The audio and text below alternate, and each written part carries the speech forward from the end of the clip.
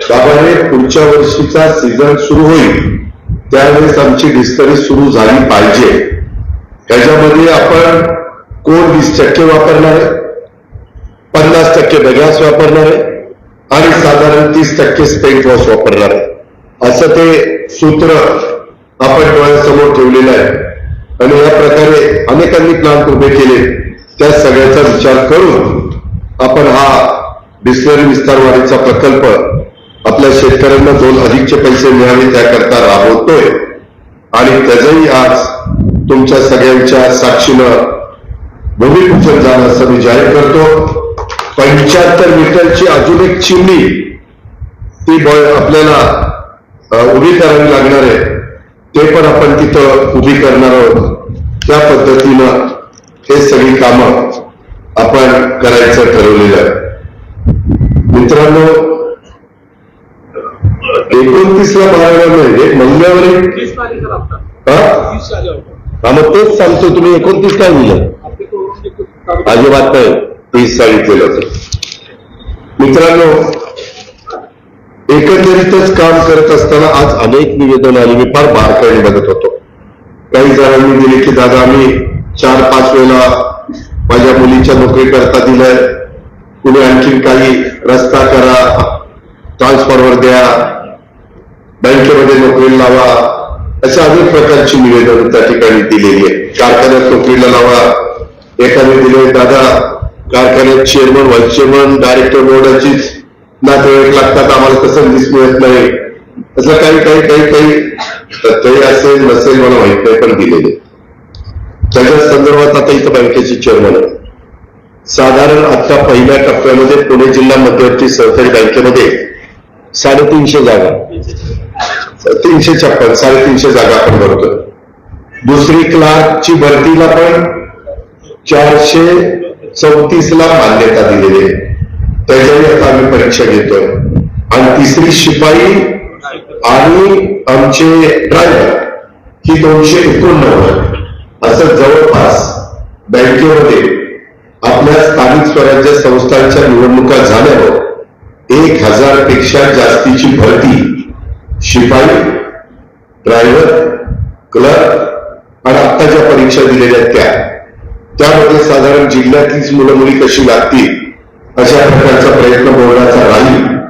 मी जरी बोर्डात नसलो तरी आपल्याच विचाराचं तिथं संचालक अनेक आहेत, चेअरमन व्हाईस चेअरमन आहेत. फक्त पारदर्शकता राहिली पाहिजे. तिथं कुठेही माझ्या कानावर चुकीचे येता कामा नये. आज बँकेमध्ये पण आमच्या मुलांनी परीक्षा दिली, त्याच्यामध्ये फक्त यांना 5 मार्क द्यायचा अधिकार आहे. 90 मार्काचा पेपर आहे, 5 मार्क कागदपत्राला दिलेले 95. मला वाटतं NKCL ला परीक्षा घ्यायचा अधिकार दिलेला. आज NKCL देशामध्ये अनेक ठिकाणी परीक्षा घेतात, चांगली संस्था आहे. त्याच्यामध्ये विवेक सावंत म्हणून एक चांगली व्यक्ती काम करते आणि कुठल्याही परिस्थितीमध्ये माझ्याकडे तक्रार राहता कामा नये की इथं भरती करताना काही वजन ठेवावं लागलं तेव्हा इथं गडबड झाली. अशा प्रकारे आपल्या 13 तालुक्यातल्या शेतकऱ्यांच्या मालकीची आणि दोन्ही शहराच्या माझ्या नागरिकांच्या मालकीची पुणे जिल्हा मध्यवर्ती सहकारी बँक आज अतिशय चांगली चाललेली आहे. चांगल्या पद्धतीनं कर्ज पुरवठा करते. शैक्षणिक कर्जाला 4% अनुदान देते, महिला बचत गटाला 4% अनुदान देते, 3 लाखापर्यंत 0% व्याज माझ्या शेतकऱ्याला पीक कर्जाला लावते. त्याच्यामध्ये 8-9 कोटीचा भार उचलते. त्याच्यामध्ये दुसऱ्या पण बाबतीमध्ये ह्या सगळ्या 4% गेल्या वर्षी माझ्या शेतकऱ्यांच्या मुलांना मुलींना शिक्षण देण्याच्या करता जवळपास 2.5 कोटी रुपयांची सवलत ही आपल्या बँकेने दिलेली आहे. आज ती मुलं मुली शिकली पाहिजेत, हा आमचा सगळ्यांचा प्रयत्न आहे. मित्रांनो आज खरं तर तुम्हाला सगळ्यांना माहिती आहे की नवरात्र उत्सव चालू आहे आणि या नवरात्र उत्सवामध्ये आपल्याला आपण आई तुळजाभवानी त्या ठिकाणी अंबाबाई त्याच्या संदर्भामध्ये अनेक आपल्या ज्या माता आहेत त्यांचं दर्शन आपण त्या ठिकाणी घेतो. या नवरात्र उत्सवाच्या निमित्तानं आपल्या सर्वांचं श्रद्धास्थान सोमेश्वर त्या ठिकाणी देखील मध्ये आपल्या इथं श्रावणामध्ये मोठा कार्यक्रम होत असतो.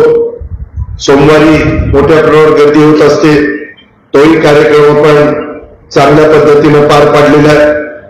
आजपर्यंत वाटचाल आपण श्री सोमेश्वरच्या चरणी नेहमी वंदन करून त्यांना साखर घालत असतो आणि त्या पद्धतीनं हे सगळं उभं राहिलेलं आहे. त्या श्री सोमेश्वराचा आशीर्वाद आपल्या पाठीशी कायम आहे आणि त्याच्यामुळं या माझ्या श्री सोमेश्वर कारखान्याच्या सह माझ्या बारामतीकरांचं, पुरंदरकरांचं, खंडाळकरांचं, माझ्या फलटणकरांचं सगळ्यांचंच अतिशय चांगलं प्रगती व्हावी ही श्री सोमेश्वराने आपल्याला बळ द्यावं अशा प्रकारची प्रार्थना देखील मी व्यक्तिशः माझ्या वतीनं आपल्या सर्वांच्या वतीनं करतो. मित्रांनो, एकंदरीतच आजचा दिवस हा आपल्या श्री सोमेश्वर सहकारी साखर कारखान्याच्या सभासदांच्या, कामगारांच्या, अधिकाऱ्यांच्या यावर अवलंबून असणाऱ्या अनेक लोकांच्या त्यांच्या निमित्तानं अतिशय महत्वाचा आहे. कारण दिवसभरात म्हणण्यापेक्षा संध्याकाळपासून 3 महत्वाच्या प्रकल्पांचं भूमिपूजन केलेलं आहे आणि हे सगळं करत असताना तुम्ही पण पावसाचं परिस्थिती असताना पण बऱ्याच संख्येने तो उपस्थित राहिलेला आहात. मी आज रुचीला मागं सांगितलं होतं गायकवाडला की तुझ्याकडे जेवायला येतो, परंतु नंतर मी तो कार्यक्रम रद्द केला. त्याच्यातनं गैरसमज करून घेऊ नका. मी गेले 3 दिवस माझ्या पुणे जिल्ह्यात, सोलापूर जिल्ह्यात, धाराशिव जिल्ह्यात, बीड जिल्ह्यात, जालना जिल्ह्यात अशा वेगवेगळ्या जिल्ह्यामध्ये जे काही गेल्या काही दिवसापासून राज्यातल्या अनेक जिल्ह्यांमध्ये मुसळधार पाऊस पडतोय आणि या पावसामुळे आसमानी संकट माझ्या बळीराजावर, माझ्या लाडक्या बहिणीवर, माझ्या लाडक्या भावांच्यावर कोसळलेलं आहे आणि काही ठिकाणी पूर परिस्थिती निर्माण झालेली आहे. गेल्या 3 दिवसापासून मी स्वतः फिरतोय. राज्याचे मुख्यमंत्री भेटी दिल्यात, उपमुख्यमंत्र्यांनी भेटी दिल्यात, आपला कृषी मंत्री दत्ताभाऊ भरणे भेटी दिलेल्या आहेत. त्या पूरग्रस्तांना भेटून त्यांच्या बांधावर जाऊन तिथं मूग असेल, सोयाबीन असेल, कापूस असेल, ऊस असेल, मका असेल, कांदा असेल, त्या सगळ्या पिकात तूर असेल, बाजरी असेल, त्या सगळ्या पिकांचं नदीच्या दोन्ही तीरावर असलेल्या जमिनींचं प्रचंड नुकसान झालं. जमिनी खरडून गेलेल्या आहेत, मातीच राहिलेली आहे. रस्ते त्या ठिकाणी खरडले गेलेले, पूल वाहून गेलेले, पाझर तलाव फुटलेले, साठवण तलाव फुटलेले, अनेक घरांच्या मध्ये पाणी शिरलेले, अनेक घरं पडलेली, असे खूप मोठं नुकसान माझ्या सहकार्यांचं झालेले. या आपत्तीग्रस्तांच्या वेदना प्रत्यक्ष जाणून घेतल्यानंतर त्यांच्याबद्दल निर्णय घेणं, काल अमित शहांना आपल्या राज्याच्या वतीनं निवेदन देणं आणि केंद्राकडनं अधिकचा निधी आणणं, पंतप्रधानांना निवेदन त्या ठिकाणी देणं, हे काम मुख्यमंत्री आणि दोन्ही उपमुख्यमंत्री मंत्रिमंडळ करत आहे. या संकटाच्या काळात शासन हातावर हात धरून बसलेलं नाहीये. जून ते ऑगस्टच्या दरम्यान झालेल्या पिकांच्या नुकसानीच्या करता परवाच 2200 कोटी रुपये तातडीने आम्ही मंजूर केले आणि त्याचा शासन निर्णय पण घेतला आणि ते डायरेक्ट बजेट शेतकऱ्याच्या खात्यामध्ये डीबीटीवर आम्ही पाठवतोय. SDRF, NDRF या निकषापेक्षा अधिक काय मला देता येईल. त्याच्यामध्ये काहींना हेलिकॉप्टरनी एअर लिफ्टिंग करावं लागलं, काहींना मिलिटरीला बोलून बोटीतलं काढावं लागलं, काहींच्या तर एकाच्या शेतकरी मला परवा भेटला, त्याच्या दावणीला एका वेळेस 17 गाई गेल्या. तरी दाखवून 10 लाखाचं कर्ज काढलेलं, त्या 17 गाई घेतलेल्या, सर्वसामान्य कुटुंबातला माणूस. काहींच्या म्हशी गेल्या, रेडकं गेली, पाण्यामध्ये वाहून, कोंबड्या, शेरडं, करडं, बकरी, त्याच्यामध्ये बैल, अनेक प्रकारचं बाबांना नुकसान झाले आणि काही जीवितहानी पण झाली. त्या लोकांना सुरक्षित स्थळी आता आणलेलं आहे.